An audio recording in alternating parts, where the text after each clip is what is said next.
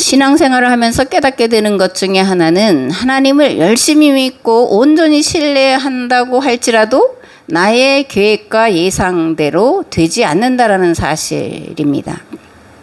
오히려 하나님의 일은 내 생각과 내 계획과 내 뜻과는 너무도 다르게 진행된다라는 것을 우리가 깨달아 알게 됩니다. 이러한 것은 특별히 출애굽 사건을 통해서 볼 수 있는데, 되짚어보면 하나님께서 모세를 이스라엘 백성들에게 보내셔서 말씀을 전하게 하시고 기적을 베풀게 하시죠. 이럴 때 이스라엘 사람들의 반응은 뜨거웠고 이제 곧 자유하게 되리라는 기대감에 부풀게 되었습니다.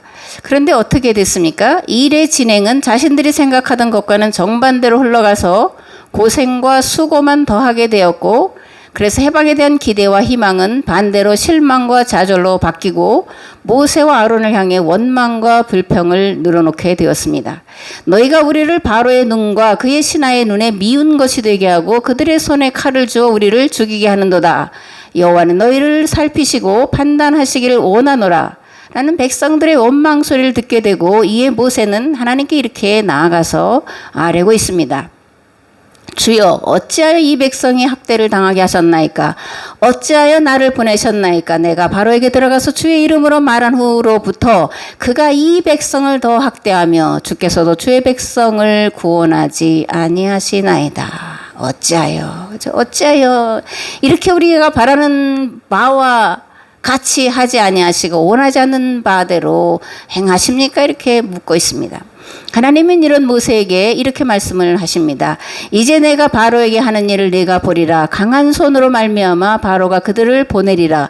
강한 손으로 말미암아 바로가 그들을 그의 땅에서 쫓아내리라. 아멘. 에레미야는 시위대 뜰에 갇혀서 탄식하고 있었는데 그에게 하나님께서 이렇게 말씀을 하셨습니다.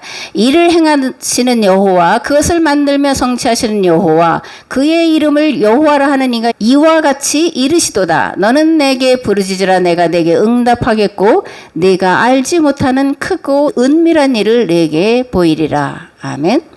겟세마네 동산에서 예수님은 마지막 밤을 맞으시면서 이렇게 기도하셨습니다. 나의 원대로 마옵시고 아버지의 원대로 하옵소서. 또 기도를 가르쳐 달라고 하는 제자들에게 뜻이 하늘에서 이루어진 것 같이 땅에서도 이루어지게 하옵소서라고 기도하라고 가르쳐 주셨습니다. 그러므로 우리는 하나님의 뜻이 하늘에서와 같이 이 땅에서 이루어지기를 기도하며 하나님의 역사하실 때를 잠잠히 기다려야 할 줄 믿습니다. 아멘. 출애굽기 7장부터 10장에는 이제 애굽에 내린 10가지 재앙 중에 9가지 재앙이 기록되어 있고 11장에 마지막 재앙이 이제 기록이 되어 있는데, 그 마지막 재앙은 장자를 죽이는 재앙이죠. 오늘 말씀을 통해서 애굽에 내린 이 10가지 재앙은 무엇이고 그 재앙이 의미하는 바는 무엇인가를 함께 생각해 보려고 합니다. 종합해서 말하면 애굽에 내린 10가지 재앙은 애굽 사람들이 신으로 섬기는 것들은 참신이 아니라 거짓 신이라는 것을 보여주는 사건이었다라는 거예요. 즉 모세와 아론이 바로 앞에서 행한 10가지 재앙의 의미는 애굽 사람들이 섬기는 신들은 모두 거짓되고 헛된 것들이라는 그들의 숨겨진 정체를 만천하에 분명하게 드러내 보이신 사건이었다라는 거예요. 10가지 재앙은 바로의 통치를 정당화하고 절대 권력을 지탱하게 하는 도구들이었고, 그 가운데 사는 백성들에게는 자유를 박탈당한 채 모진 고통과 억압과 착취를 당할 수밖에 없는 구조로 만들어 놓은 거짓 신들에 대한 하나님의 심판이었다라는 거예요. 그냥 10가지 재앙이 그냥 10가지 재앙으로가 아니라 그 10가지는 다 애굽의 신들에 대한 재앙이었다라는 것을 우리가 알아야 됩니다. 첫 번째 재앙은 출애굽기 7장에 나오는데 나일강의 피가 되는 사건이었고, 이건 지난주에 살펴봤죠. 나일강의 피가 되는 사건의 의미는 뭐라 그랬습니까? 나일강의 신은 거짓 신이다. 하나님은 모세를 통해 바로의 권력 기반인 나일강을 치셨고 강을 신격화시키는 거짓 신앙을 허물어 버리셨습니다. 나일강은 풍요의 신도 아니고 생명의 신도 아니고 오히려 죽은 강이라는 것을 애굽 사람들에게 분명하게 일깨워주는 사건이었습니다. 그 다음으로 나오는 재앙이 뭐냐면 개구리 재앙, 이 재앙, 파리 재앙이에요. 근데 이것도 앞에서 말씀드린 것처럼 다 애굽 사람들이 신으로 섬기는 거였고 강과 땅과 연관되어 있는 것들입니다. 모세는 개구리, 이 파리 재앙을 통해서 물과 땅을 다스리시는 분은 하나님이시다라는 것을 밝게 드러내 보이고 있습니다. 특히 8장에서 애굽의 술사들이 모세와 같은 기적을 일으키지 못하게 되는데, 이거 이제 티끌을 가지고 이를 만드는 사건이죠. 그리고 애굽 사람들과 히브리 사람들을 구별하시는 사건이 기록이 되어 있습니다. 출애굽기 8장 16절에서 24절 말씀을 보겠습니다. 여호와께서 모세에게 이르시되 아론에게 명령하기를 네 지팡이를 들어 땅에 티끌을 치라 하라. 그것이 애굽 온 땅에서 이가 되리라. 그들이 그대로 행할세. 아론이 지팡이를 잡고 손을 들어 땅에 티끌을 치매 애굽 온 땅의 티끌이 다 이가 되어 사람과 가축에게 오르니 요술사들도 자기 요술로 그같이 행할 일을 생기게 하려 하였으나 못하였고 이가 사람과 가축에게 생긴지라. 요술사가 바로에게 말하되 이는 하나님의 권능이니이다 하였으나 바로의 마음이 완악하게 되어 그들의 말을 듣지 아니하였으니 여호와의 말씀과 같더라. 여호와께서 모세에게 이르시되 아침에 일찍 일어나 바로 앞에 서라. 그가 물 있는 곳으로 나오리니 그에게 이르기를 여호와께서 이와 같이 말씀하시기를 내 백성을 보내라. 그러면 그들이 나를 섬길 것이니라. 네가 만일 내 백성을 보내지 아니하면 내가 너와 네 신하와 네 백성과 네 집들의 파리떼를 보내리니 애굽 사람의 집집에 파리떼가 가득할 것이며 그들이 사는 땅에도 그러하리라. 그날에 나는 내 백성이 거주하는 고센 땅을 구별하여 그곳에는 파리가 없게 하리니 이로 말미암아 이 땅에서 내가 여호와인 줄을 네가 알게 될 것이라. 내가 내 백성과 네 백성 사이를 구별하리니 내일 이 표징이 있으리라 하셨다 하라 하시고. 아멘.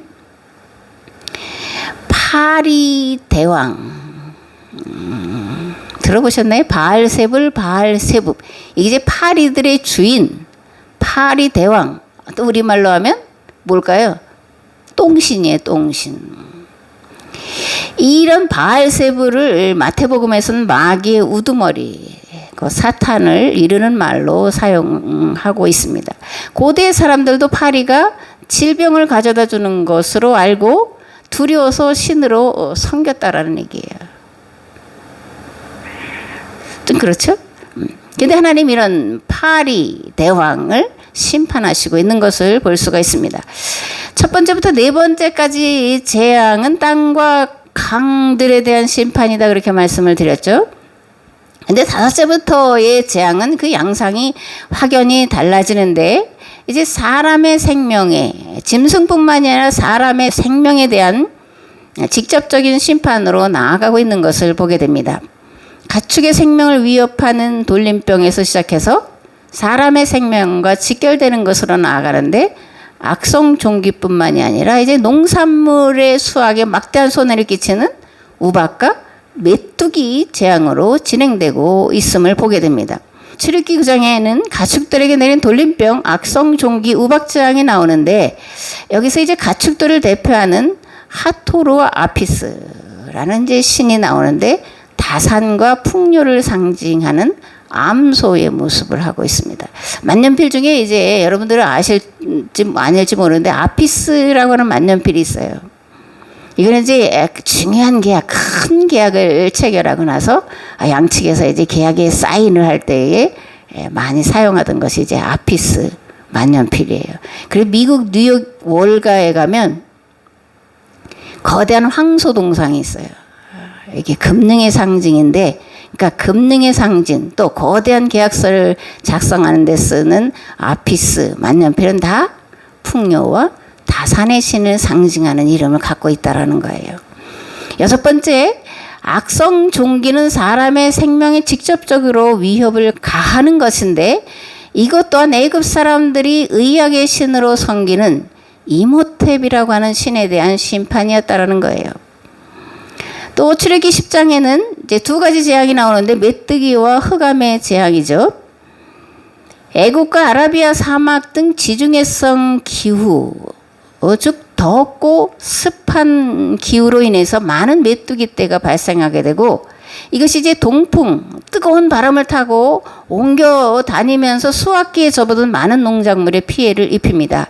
지난해인가 중국에 이제 많은 메뚜기 떼가 닥친 것을 우리가 보게 되는데, 이 메뚜기 떼가 한번 논에 앉으면 그 논은 다 초토화가 돼요. 아무것도 건질 수가 없게 만들어 버립니다.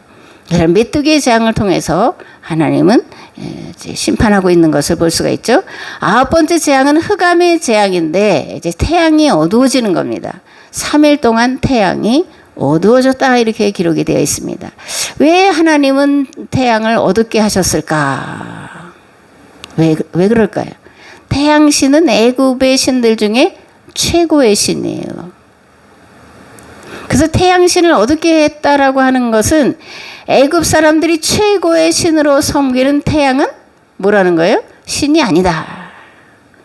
그리고 또한 바로와 직결되는데, 바로가 자신을 태양신의 아들로 그렇게 여겼고, 그리고 10번째 재앙에서 맏아들을 죽이는 재앙이 또 임하는데, 이것 또한 바로가 태양신이듯이 바로의 맏아들 또한 태양신인데, 태양신의 아들인데, 그래서 그에게 절대적인 권력을 부여하는 것에 정당성을 부여하고 있었는데, 하나님은 태양을 어둡게 함으로 태양은 신이 아니고 바로 또한, 또 바로의 맏아들 또한 신이 아니다라는 것을 애굽 사람들에게 분명하게 보여주고 있는 것을 우리가 알 수가 있습니다. 출애굽기 10장 21절에서 29절 말씀을 봉독하겠습니다. 여호와께서 모세에게 이르시되 하늘을 향하여 네 손을 내밀어 애굽 땅 위에 흑암이 있게 하라. 곧 더듬을 만한 흑암이리라. 모세가 하늘을 향하여 손을 내밀매 캄캄한 흑암이 3일 동안 애굽 온 땅에 있어서 그동안은 사람들이 서로 볼 수 없으며 자기 처소에서 일어나는 자가 없으되 온 이스라엘 자손들이 거주하는 곳에는 빛이 있었더라. 바로가 모세를 불러서 이르되 너희는 가서 여호와를 섬기되 너희의 양과 소는 머물러 두고 너희 어린 것들은 너희와 함께 갈지니라.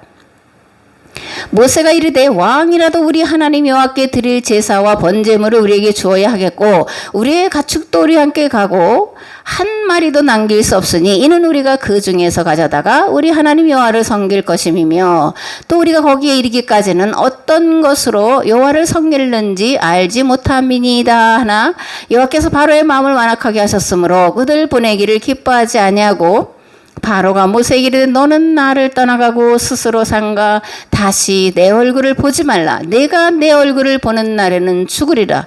모세가 이르되 당신의 말씀하신 대로 내가 다시는 당신의 얼굴을 보지 아니하리이다. 아멘.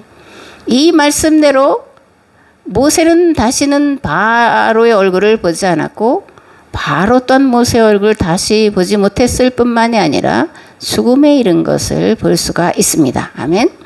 10번째 재앙, 말씀드린 대로 맏아들이 죽는 재앙이죠. 바로는 태양신 라의 아들이다. 그렇게 말씀을 드렸습니다. 그러므로 바로의 맏이 또한 신이 될 자죠.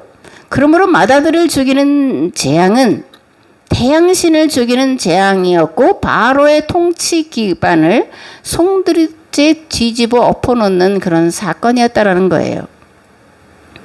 우리가 지금까지 살펴보았듯이 애굽에 내린 10가지 재앙은 강이나 자연이나 생태계나 맏아들을 죽이는 단순한 재앙이 아니라 애굽의 신들에 대한 하나님의 무서운 심판을 선언하는 것이었고 무엇보다 바로가 자신을 신으로 내세우고 신의 이름을 빙자하여 백성들을 억압하고 착취하고 통제하고 지배하는 것에 대한 심판이었음을 알 수 있습니다. 바로야 너는 신이 아니야. 그러므로 신의 자리에서 내려와 라고 하는 하나님의 경고와 책망과 심판이었다는 사실을 우리가 10가지 재앙을 통해서 알 수가 있는 것입니다. 아멘.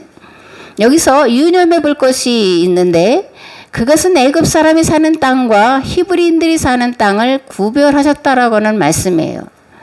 출애굽기 8장에서 파리 재앙이 내릴 때에 히브리인들이 거하던 고센 땅에는 재앙이 내리지 않았습니다.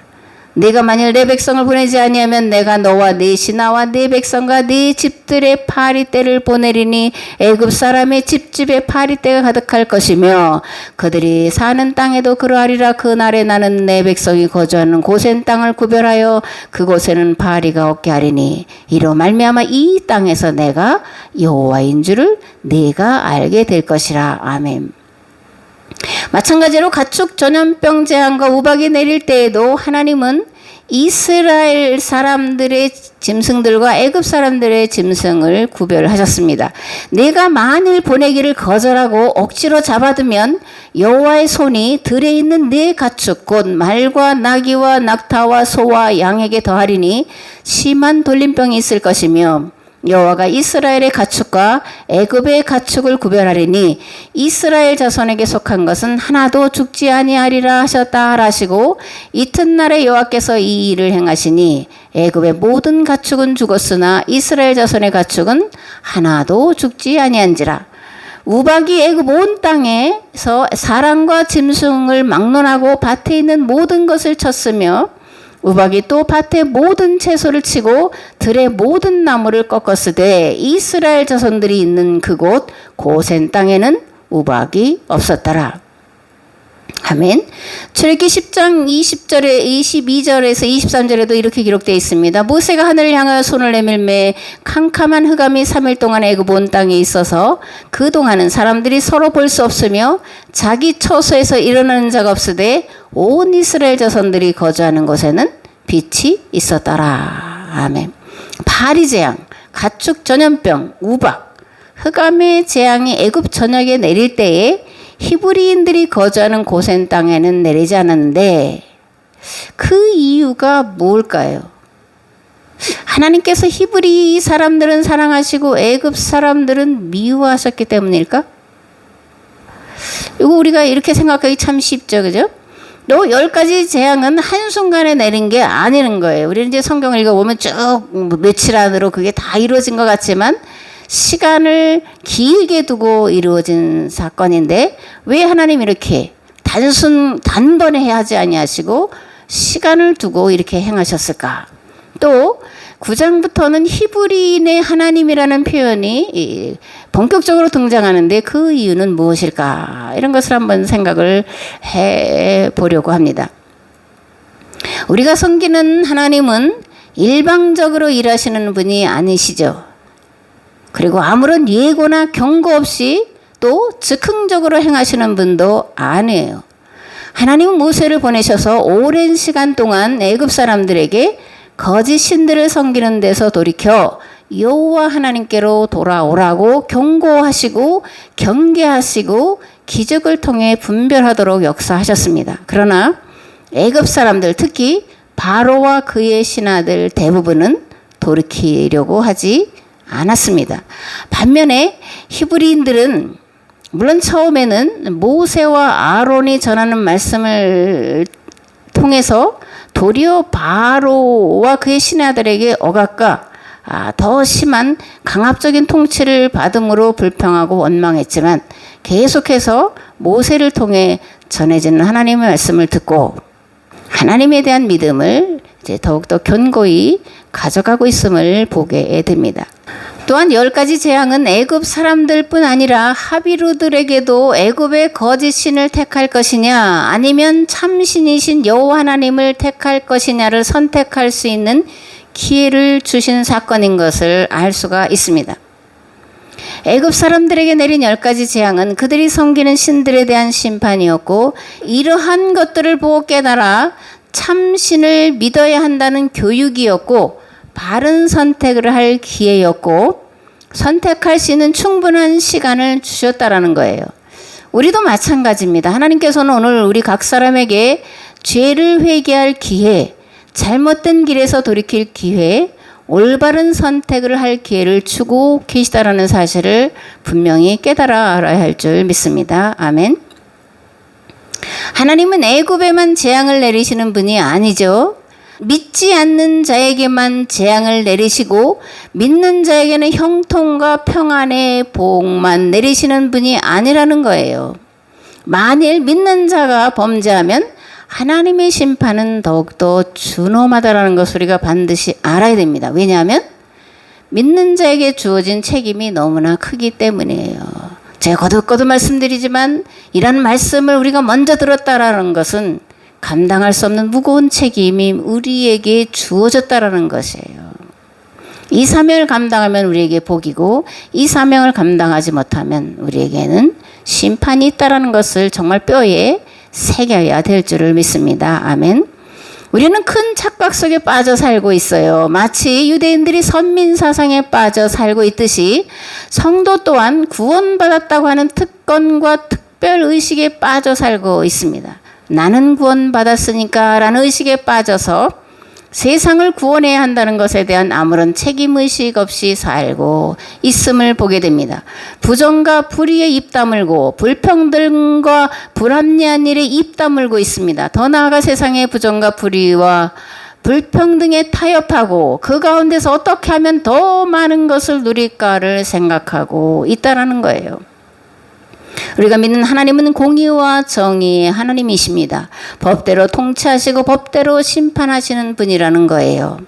만일 여호와를 하나님으로 믿는다고 하는 자가 하나님의 법을 어기고 살면 하나님의 법을 모르고 사는 자보다 더 무서운 심판을 받게 된다는 것을 망각하지 말아야 됩니다. 왜 그렇습니까? 하나님께서는 먼저 믿은 자들과 먼저 믿은 공동체를 통해 세상을 구원하시려고 계획하시고 그 계획을 지금까지 역사 속에서 진행해 오고 계시기 때문입니다. 즉 먼저 부르심을 받은 믿는 자가 되었다는 것은 그만큼 크고 두려운 책임과 사명감이 주어졌다는 거예요. 받은 은혜가 크면 클수록 책임 또한 그에 비례합니다.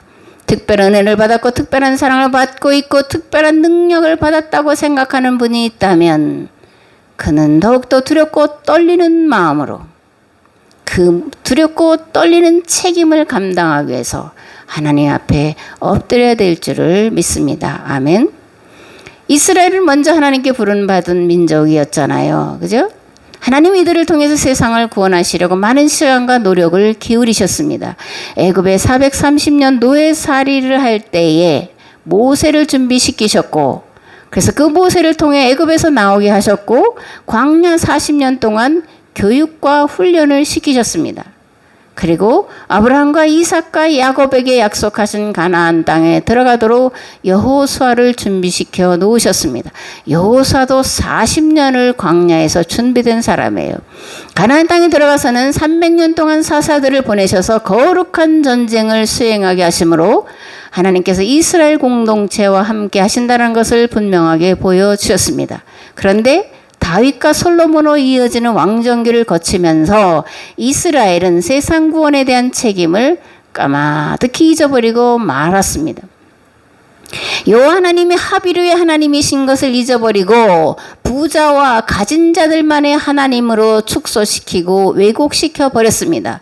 하비루들을 돕고 세워 그들과 화평하게 살아가야 할 약속의 땅을 하비루들을 양산하는 땅으로 만들어 버렸습니다. 가나안 땅을 거룩한 나라로 만들어 주변 나라들에게 보여주어 그들로 구원받게 해야 할 책임을 잃어버리고 약탈과 침략 전쟁을 일삼고 그들을 억압하고 착취하여 자기 배만 불리는 바알의 길로 갔습니다. 그 결과 이스라엘은 솔로몬 이후에 남과 북으로 나누었고 앞서거니 뒤서거니 하면서 망하는 길로 들어갔음을 우리가 잘 알고 있습니다. 복을 내리시는 하나님은 또한 심판을 내리시는 분이라는 것을 우리가 알아야 됩니다. 그러나 또 한 가지 분명한 것은 하나님은 아무 이유 없이 재앙을 내리시거나 아무 이유 없이 복을 주시는 분이 아니라는 거예요. 재앙을 내리시는 이유와 복을 내리시는 이유는 한 가지입니다. 계약법대로 살면 복이고 계약법을 지키지 않고 자기 뜻, 자기 계획대로만 살면 하나님은 경계하시고 경고하시고 그리고 마침내 법대로 심판하시는 것입니다. 아멘.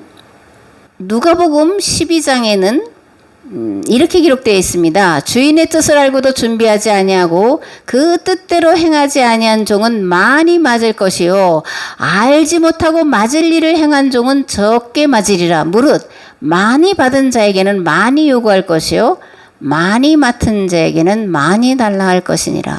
아멘. 주인의 뜻을 알고도 하지 않은 자와 모르고 하지 않은 자는 다르다라는 거예요. 판단의 기준이. 많이 받은 자에게는 많이 요구할 것이고 적게 받은 자에게는 적게 요구하신다라는 거예요. 이게 하나님의 정의고 공입니다. 이스라엘 하나님과 히브리 또는 하비르의 하나님은 같은 하나님이 아니죠. 다른 하나님 또는 다른 이야기예요. 출애굽께서 말하는 고센 땅에서 종살이하고 있는 히브리인들은 아브라함의 육적인 후손인 이스라엘만을 말하는 것이 아니라 거기서 노예살이하고 있는 모두를 말하는 거예요. 즉 그 당시에는 가장 천한 계층의 사람들, 즉 노예들을 히브리라고 했는데 이것은 민족을 지칭하는 것이 아니라 최하층민들을 일컫는 사약적 용어다. 그렇게 이전에 말씀드린 기억이 있습니다. 최하위 계층을 하비르다 이렇게 말하는 거예요.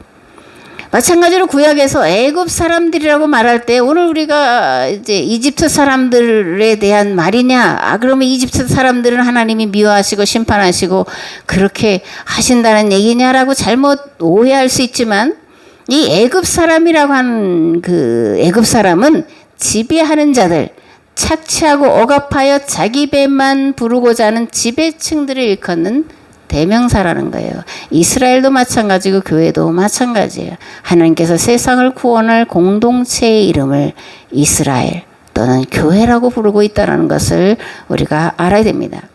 하나님은 히브리인 또는 하비르의 하나님이시라고 당신을 우리에게 소개하고 있습니다.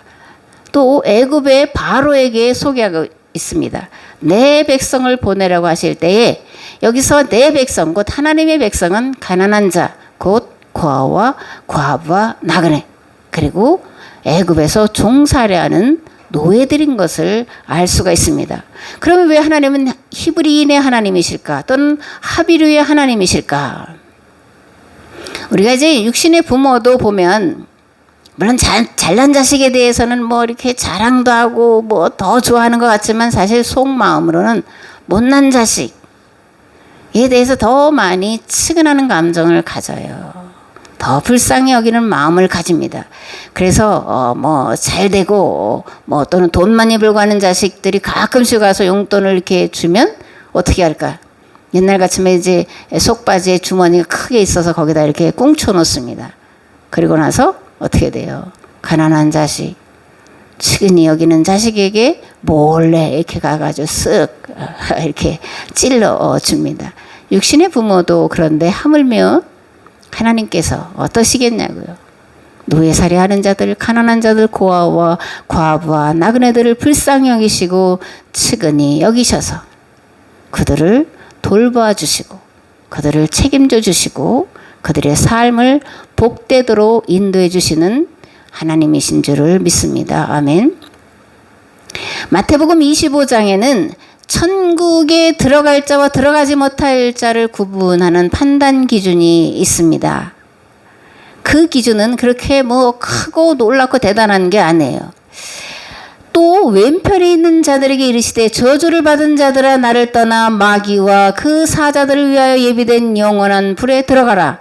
내가 줄일 때에 너희가 먹을 것을 주지 아니하였고 목마를 때에 마시게 하지 아니하였고 나그네 되었을 때 영접하지 아니하였고 헐벗을 때에 옷 입히지 아니하였고 병들었을 때와 옥에 갇혔을 때에 돌아보지 아니하였느니라 하시니 그들도 대답하여 이르되 주여 우리가 어느 때에 주께서 줄이신 것이나 목마르신 것이나 나그네 되신 것이나 헐벗으신 것이나 병드신 것이나 옥에 갇히신 것을 보고 공양하지 아니하더이까. 이에 임금이 대답하여 이르시되 내가 진실로 너에게 이르노니 이 지극히 작은 자 하나에게 하지 아니한 것이 곧 내게 하지 아니한 것이니라 하시리니 그들은 영벌에 의인들은 영생에 들어가리라 하시니라. 아멘. 그러니까 오른편에 있는 자들에게는 축복하셨고 왼편에 있는 자들에게는 저주를 내리셨는데 그건 이유가 똑같은 거예요. 판단 기준이 똑같은 겁니다. 지극히 작은 자에게 베풀었느냐 베풀지 않았느냐에 따라서 오른편과 왼편이 갈라진다라는 거예요. 거짓 신들의 속아 일평생 고통 속에 살아가는 많은 자들이 있습니다. 특별히 오늘날 이런 거짓 신들은 정치 이데올로기 속에 깊숙이 처박혀서 그 실체를 숨기고 백성들을 억압하고 통제하는데 여전히 그 위력을 행사하고 있습니다. 그러나 우리가 믿는 여호와 하나님 우리 가운데 살아계시고 역사를 주관하고 계시는 줄 믿습니다. 아멘. 다만 문제는 우리가 여호와를 하나님으로 온전히 섬기고 있느냐 아니냐에 있습니다. 만일 우리가 여전히 구속사라고 하는 좁은 틀 안에 갇혀 우리만의 하나님, 우리만의 구원을 외친다면 세상은 멸망에 이르게 될 것이고 그 책임은 먼저 믿은 우리에게 지워진다는 것을 알아야 됩니다. 그러나 또 만일 우리가 온전히 여호와께로 돌아가 하나님과 맺은 계약법대로 행하면 반드시 세상의 모든 악을 제하시고 이 땅에 하나님 나라가 이루어지도록 우리를 통해서 역사하실 줄을 믿습니다. 아멘. 이제는 길과 진리와 생명 되신 예수 그리스도의 은혜와 아버지 하나님의 무한하시고 흑진하신 사랑하심과 성령님의 감화 감동 교통 역사하심이 먼저 믿은 우리의 책임이 얼마나 크고 두렵고 떨리는 것인지를 다시 한번 말씀을 통해 깨닫고 돌아간 우리의 삶의 자리 위에 이 교회 위에 이 나라 이 민족 위에 이제부터 영원토록 함께 하옵시기를 간절히 축원하옵나이다. 아멘. 아멘.